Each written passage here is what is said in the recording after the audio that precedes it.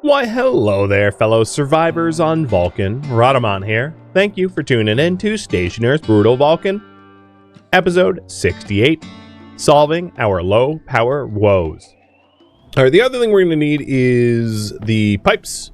So I have some in the base, but I'm sure I'm going to need more than that, especially if we're hooking up more Stirling generators. And the last part is we're going to need canisters for the Stirling gas, but like, I'm not worried about that either.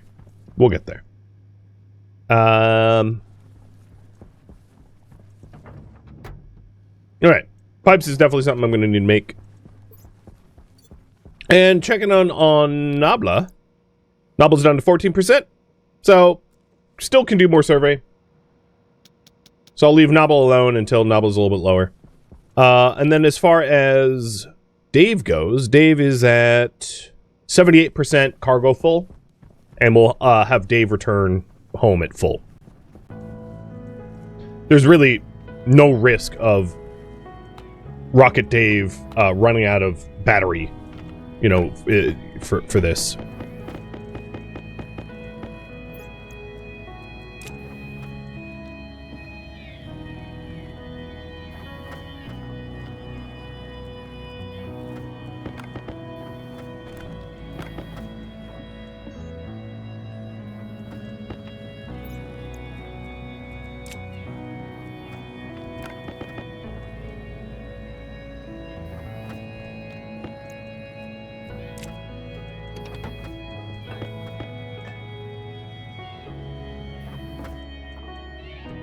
Okay, we got the sheets and frames.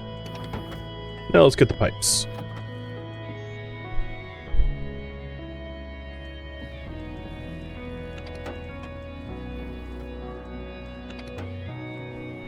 Water's low, but not terrible.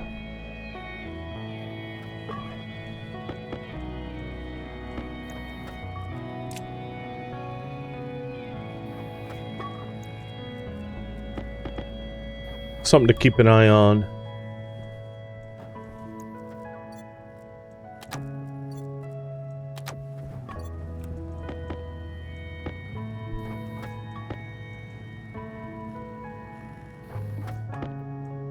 All right, we'll start with 20 pipes. I'll probably need more, but it's a starting point.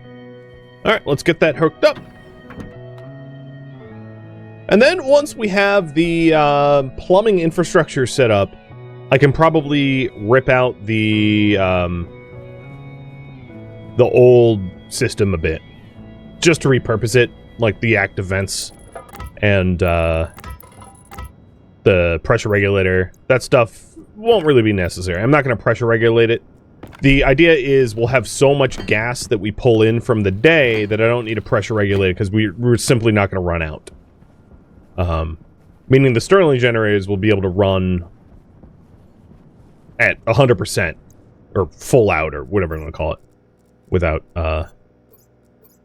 what the hell? Oh, I was like, where's the battery? It's like floating in the middle of my screen. It's not where I expected it to be.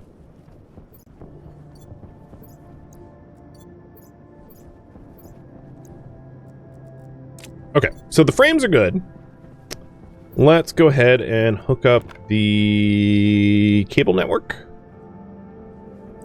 I might just run this cable all the way over to the logic wall. So that I'm not potentially connecting to something that's going to get ripped out.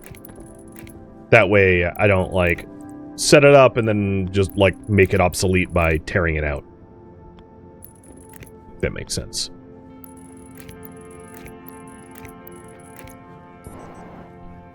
Okay, and it's pretty hot right now, so let's just, like, power this on. And we are pre-filling this big tank. And this big tank can hold a lot more, 50 versus 6. So there's just a lot of... And then the vent works a lot faster too, of course. So there's just going to be a lot more gas for the Stirling systems to work with.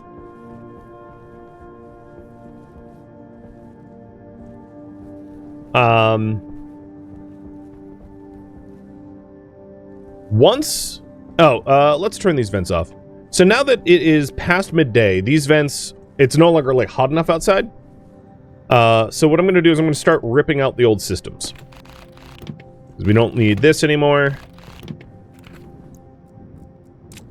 We don't need any of those pipes, which is a lot of recovered insulated pipes. And I'm going to tear this out. Actually, you know what I should do? Because how pressurized did this get? I don't want it to rupture. Probably 40? Yeah, okay. There's room. What I plan to do is connect this to the input here and tap into that gas tank there so that gas tank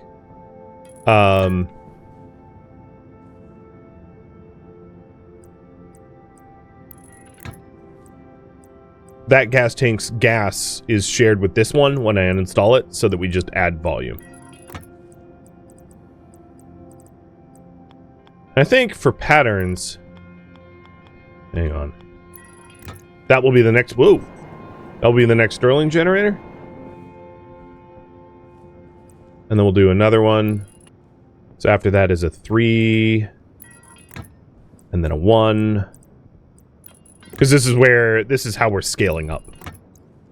This will be the last Stirling generator in the line, and then I could do another whole row of Stirling generators over here. So I'm going from like 3 to 10. And then I'm also increasing the amount of gas that they have available to them to be able to use so that it's roughly unlimited.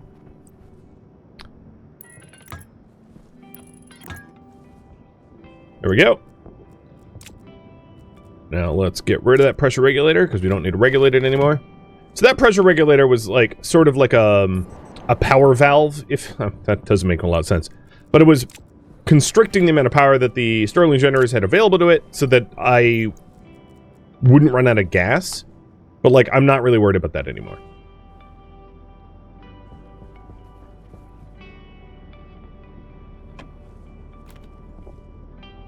All right, let's keep tearing this out. And then I'll hook up the logic to be correct.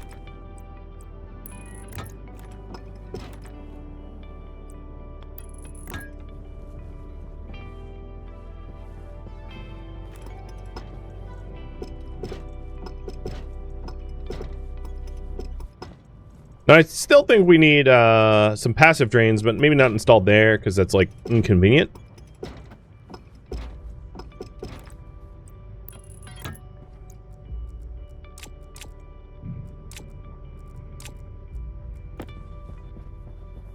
Because we don't want the buildup of pollutant. Now that's our vent, intake vent. So let's put the passive drain like here, maybe?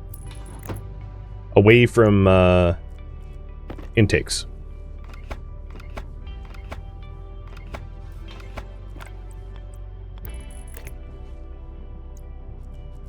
All right.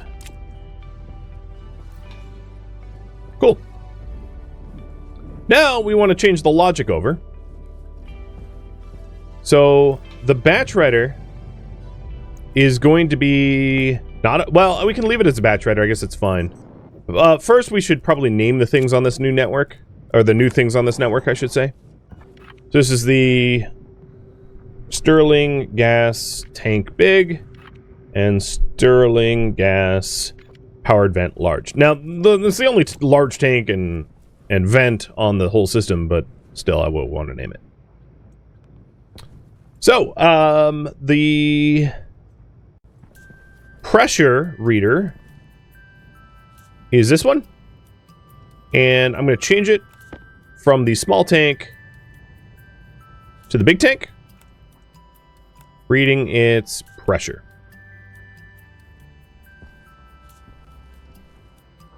We want the pressure to go up to 40K or 40 MPa. And then the batch writer is going to be to the powered... I thought I named the powered large vent. Did I not? Oh, that's all powered large vents. Yeah. It doesn't apply to names. So go to powered large vents. And then what you're going to do here is... input is the intake logic gate, and this is whether it's on or not. Can I stop drifting, please? And what I've just done is previously, for the logic, it was using the pressure of this thing and then an array of small vents. And now it's using this thing and that thing. And that's, I just pointed it to the two new objects, and that's all I did. Very, very, very simple change to now use the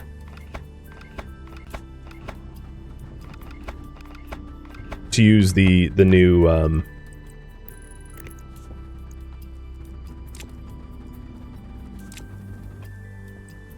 vent and tank. Okay. What is going on with the logic flipping on and off? Is this because of the exhaust vent? Yep, it is a problem. I think what's happening is the outdoor gas temp sensor is sensing the output gas here, so this thing needs to move. So here's what we're going to do. The batch writer for the Sterling logic on is going to be off for a minute.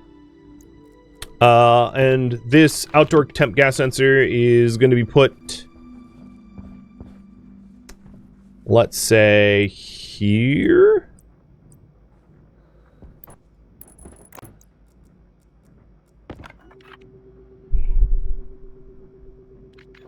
Where the exhaust won't trigger it continually. And now we just have to set up the logic reader to read the outdoor gas temp sensor correctly. So this thing is outdoor temp gas sensor. Read the temperature. Alright, now the Sterling generators are on and won't keep flicking off because of exhaust gas. And all of them are producing about 8 megawatts.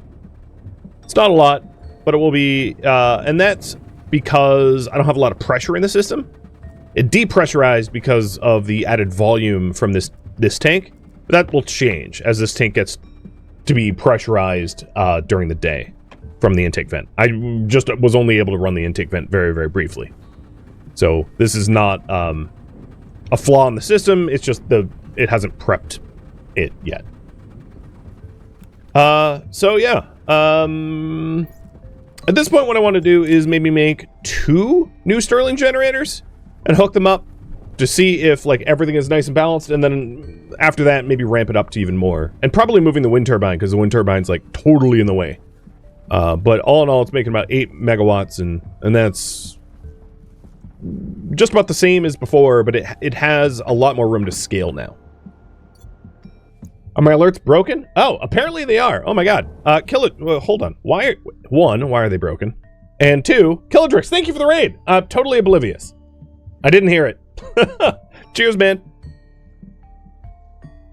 Sorry, I was deep in some logic coding, and apparently but how did it end up going last night? Playing some Vintage Story when I raided you, and it looks like you were playing that again today.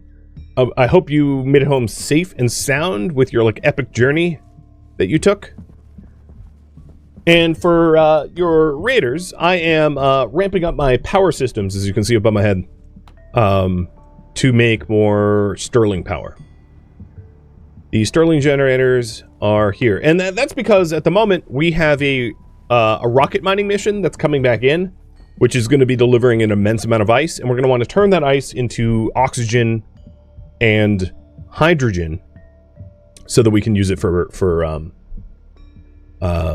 rocket fuel. All right, Dave, where you are 96% full. So Dave is going to make a return trip pretty soon.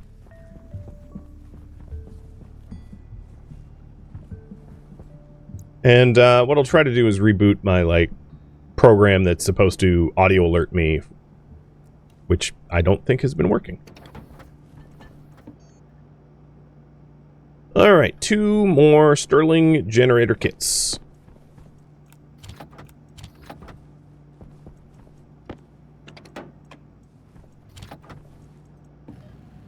We're also going to need 2 fresh canisters of hydrogen working gas.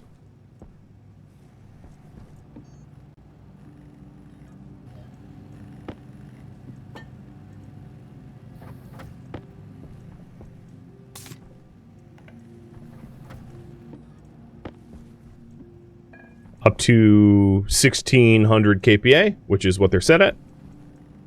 What else does Stirling generators need to build? 2 sheets, 2 electronic parts. Got it.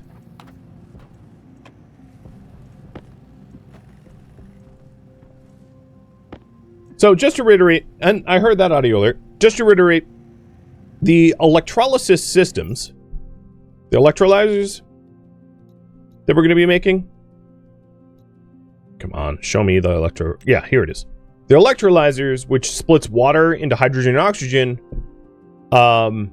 is very, very, very, very, very slow and very, very, very, very power inefficient. Or rather, it just takes a lot of power to split water and into oxygen and hydrogen. So all of the stuff that we're doing right now is so that we can afford the power for this thing. And we're going to need more than one because of the volume of rocket fuel we're going to want to get off of those, off the ice.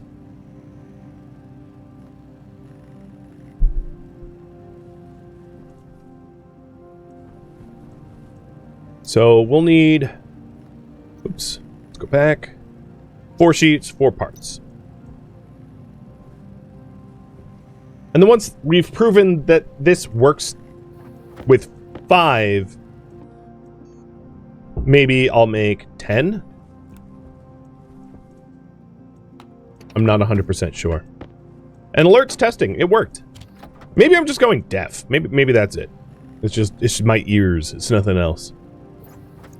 Or maybe I'm just pretending that the system isn't working so that you cheer. I wouldn't. But, you know, someone with fewer scruples might. Alright, so there's the E parts. And then we need the 4 sheets.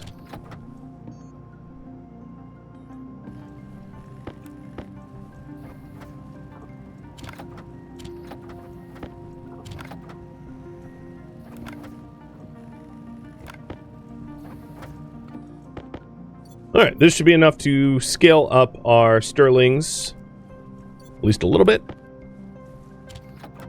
And I think that's all the silicon I made. Wood. What else do we need to do? So here's our hydrogen working gas. Put another can in for more hydrogen working gas. That also means we're going to want to probably spray paint it red, because that's the color of hydrogen working gas.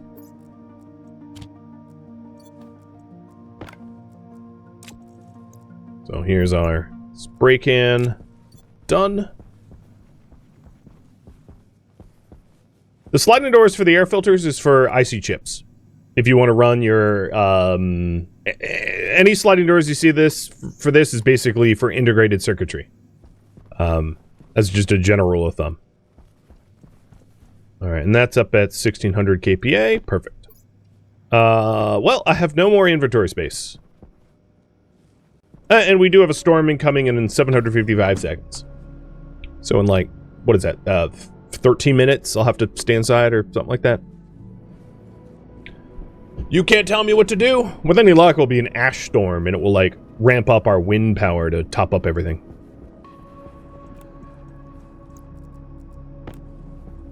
Okay, following the schema, we are putting this thing here. What's the spacing between it? Like that? Yeah, like that. Okay. Next, I think we put the E parts in. Nope, weld the steel sheets. Got that wrong.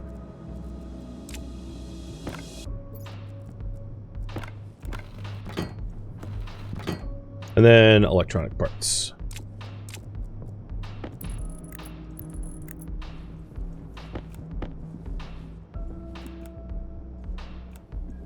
All right, let's spray paint these red because they're hydrogen tanks. Stick them in the working gas slots. Well, looks about right. Now we just have to wire and plumb them. And then, with any luck, tonight we will have more power.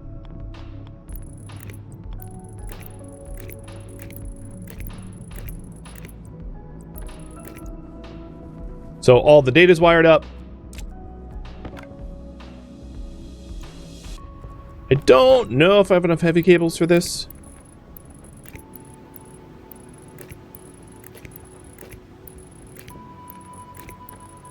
I should.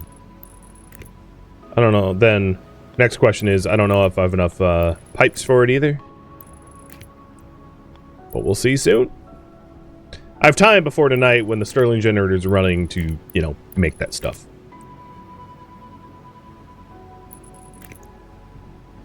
Alright, so the heavy cables are set up. Then we need to hook up the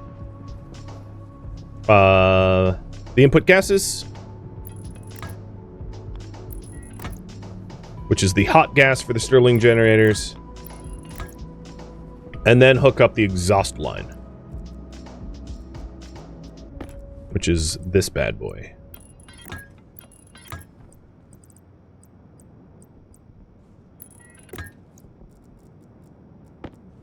It's kind of like wild how I laid this out, but I mean, whatever, it works.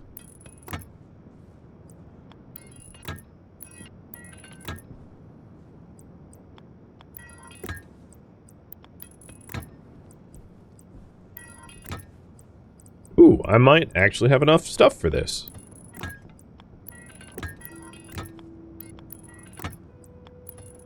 Alright, I can see the wind lines of our mega vent pulling in air. And the big thing here is we need a net positive amount of pressure per day in order to make sure that we have enough hot gas to generate power with the Stirling generators.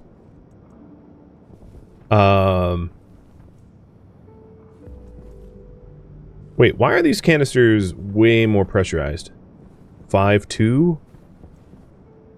Maybe it's because it's not heated up yet. How many, I'm gonna just double check something. How many moles of hydrogen is this? This is about 40 moles.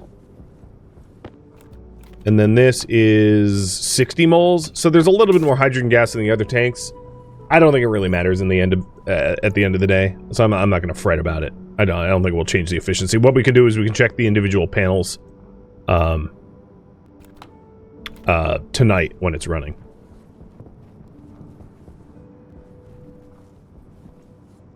Okay, I think that's good. We have a storm incoming. Oh, I don't have my network reader. I think what I'll do is I'm just gonna... I know I need to eat and hydrate in-game, and I'm just gonna, like, check up on everything.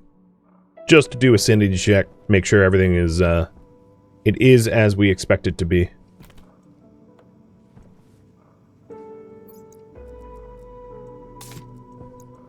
And pretty soon we'll have Nabla do the transfer burn for more charting.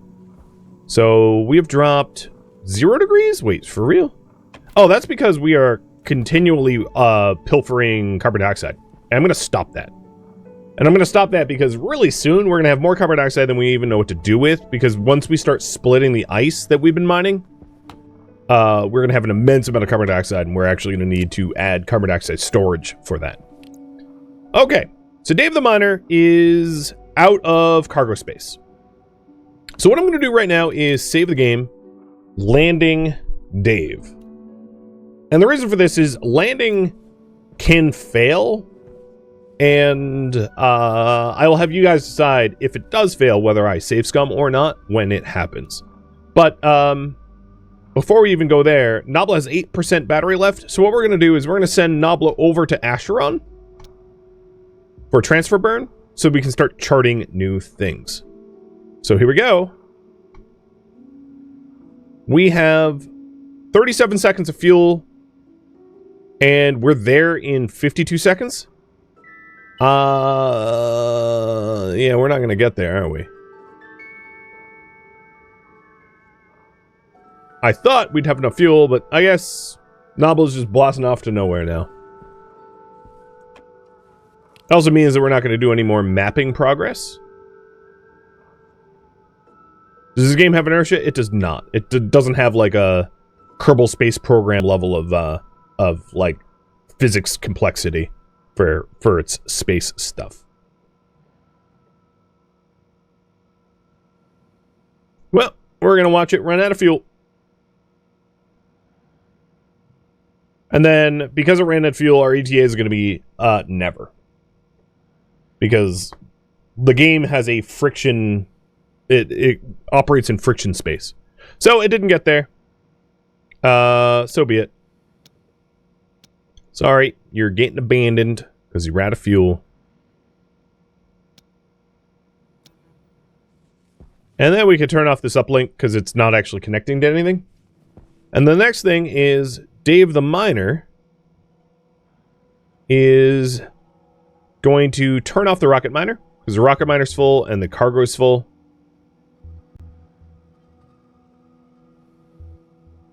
And Dave is here in this water vapor cloud. And the next destination I'm going to do is the Vulcan orbit. So Dave has 300 seconds of fuel. We'll be there in like 70 seconds. And then we'll have to do the landing. A drink for the fallen? Yes. Pour one in for my homies, I guess.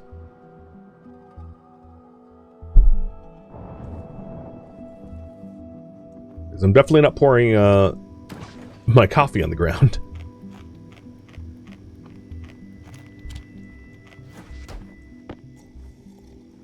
Pretty soon it will be nighttime, and we can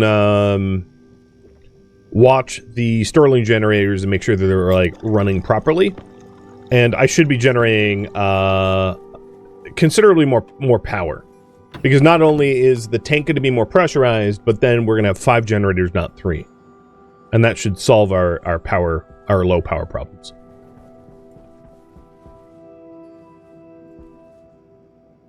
And then once we solve the low power problems, we're going to add more power storage and probably replace our broken suit because our suit is like got trashed from lava. I tried swimming and it didn't work out that well.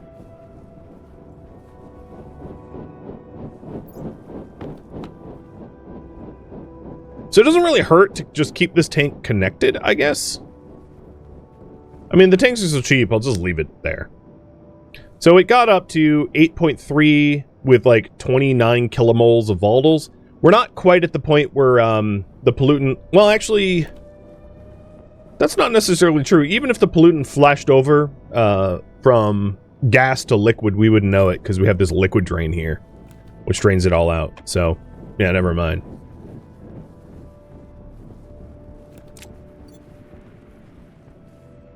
I'll probably wait for Dave the Miner until the storm's done. I'd like to watch the landing attempt, and whatever storm we're getting in 160 seconds, I'm not going to be able to watch the landing attempt if I try to land right now. Actually, I could probably tell what kind of storm it is. Let me try to do that. Can local pollutants collect in the outflow pipe? No. They cannot. Because it goes out to the atmosphere. Oh, you know what? I would need a hash reader. I'm not going to be able to set up this network analyzer for hash reading. Never mind. Basically, the weather station has a certain like upcoming storm hash, which is like a numeric code for the incoming weather events. But I would need... I don't have a hash reader set up for that, so... Never mind, take it back. It's going to be a mystery storm in 2 minutes.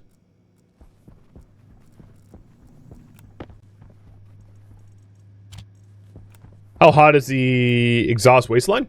I'm gonna guess 190, 180, somewhere around there. 192. Pretty much right on the money.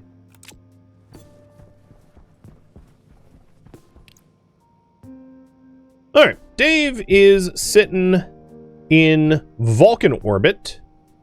And you know what? You have 47% battery left. Let's just continue surveying.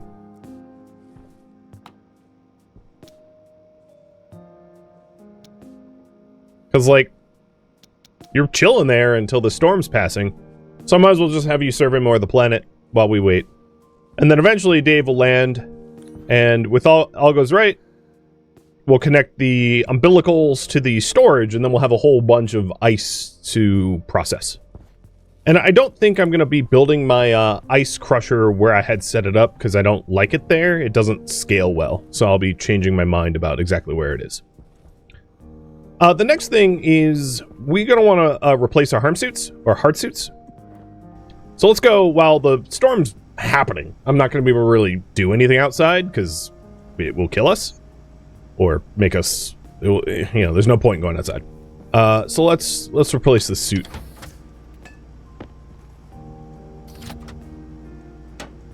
Because there's no real way to repair it. So Stellite and Astroloy. And it's an ash storm. I can hear the wind going crazy.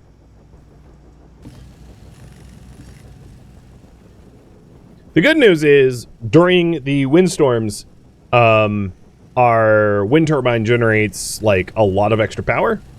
Which means, we're going to be in one of those situations where our power, like, will fill back up no problem. And then the temperature variance between the working gas at the Stirling generators and the atmospheric temperature is going to be even greater because the ash storms lower the temperature. So the temperature outside right now is... Oh, it's not that low. It's 471 Kelvin.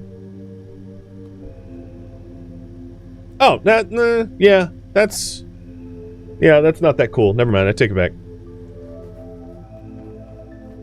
Is it because it's becoming daytime? No, it's probably becoming daytime. I just don't know it because of the storm. That's probably the case.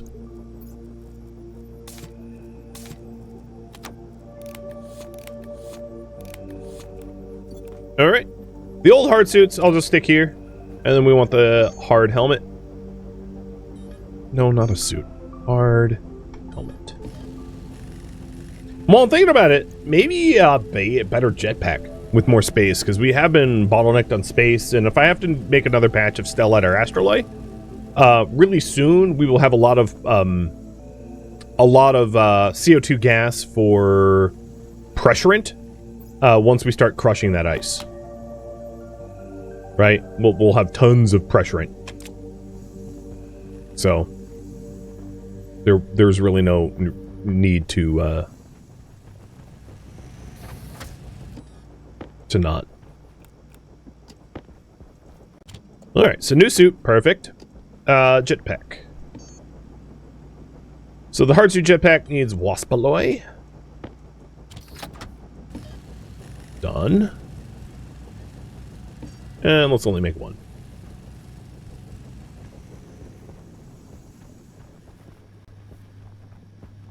Outside temperature. Oh, it's going back down. I don't know what time of day it is out there. It's ash o'clock.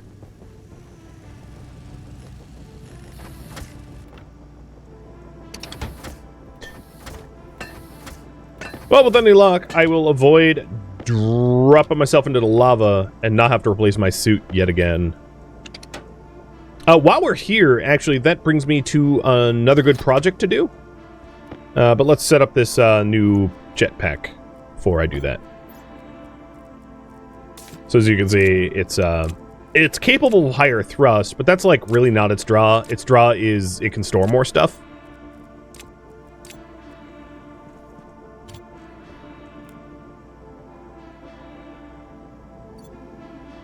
But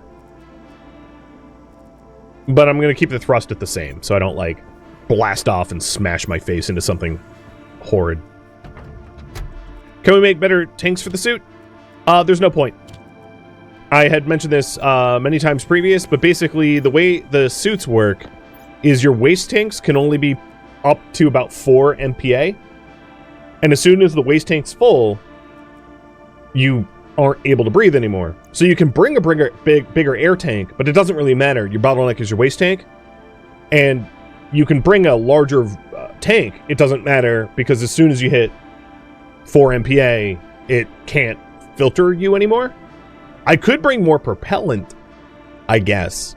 But, like, I've swapped my propellant tank maybe, like, 3 times in the last, like, 100 hours. So, like, there's kind of no point in me doing that either. Does that make sense?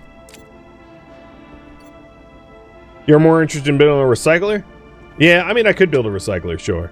But what I'm going to do right now is build the terrain manipulator and get a dirt canister. So the dirt canister allows your mining drill to collect dirt, which you can use for terraforming purposes. So we need to move electrum, solder, and iron into it.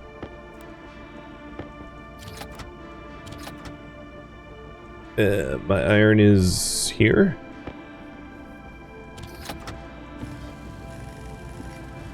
And then, when you're mining, the dirt that you excavate ores in will have somewhere to go. And this has to go into your mining belt. So, in our mining belt is the dirt canister slot now. And then the other half of this is the terrain manipulator,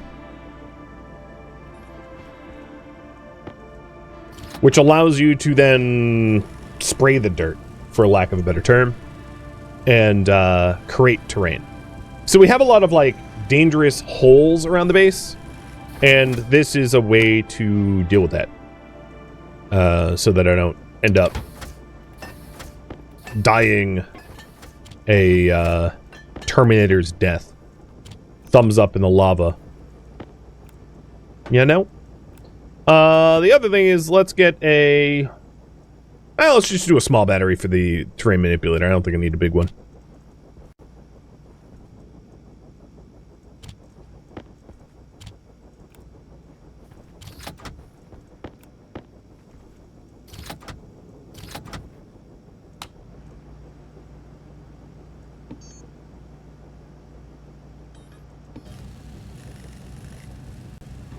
And this will allow me to terraform around our base so that we don't have so many, like, deathly sinkholes. And there we go. Terrain manipulator is done. I'm going to swap that into my mining belt tool. And I'm just going to put my, like, pickaxe away. Because, like, I've not used the pickaxe once. And I don't really see a situation where I'm going to need it. Because, like, I just won't go into a hole with no batteries left and no jetpack left. Like, yes, technically there's a situation where, like, I could be in that, but whatever. I'll just die. I'm accepting death if I need a pickaxe.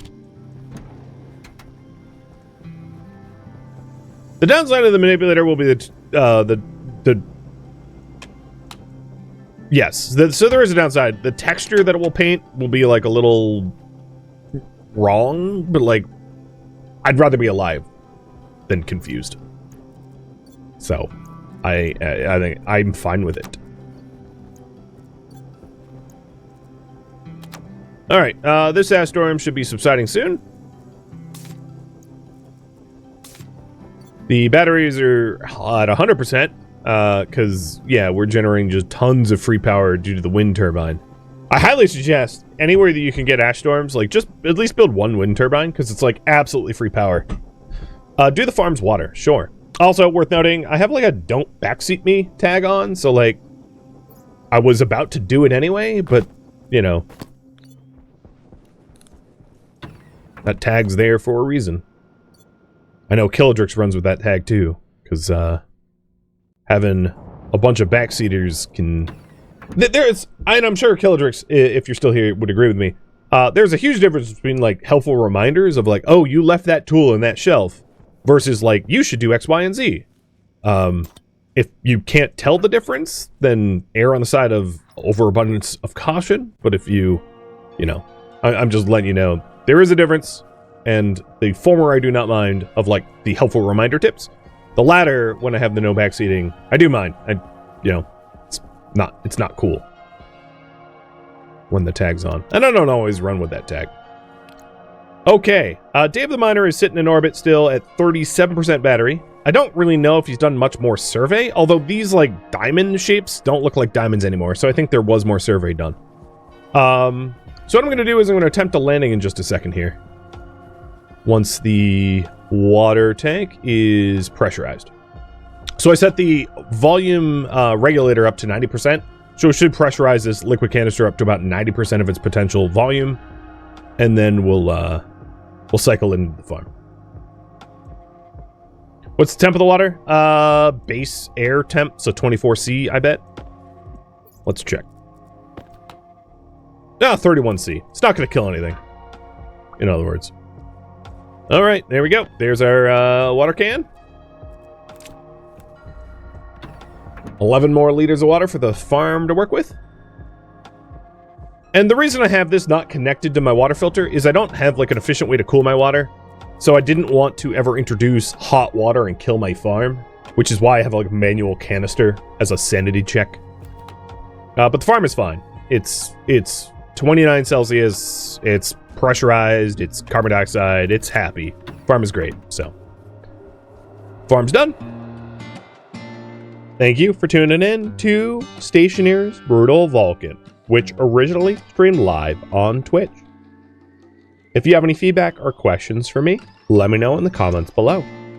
If you'd like to catch a live stream of mine, Rodamont.com has my stream schedule and countdown timers to upcoming streams.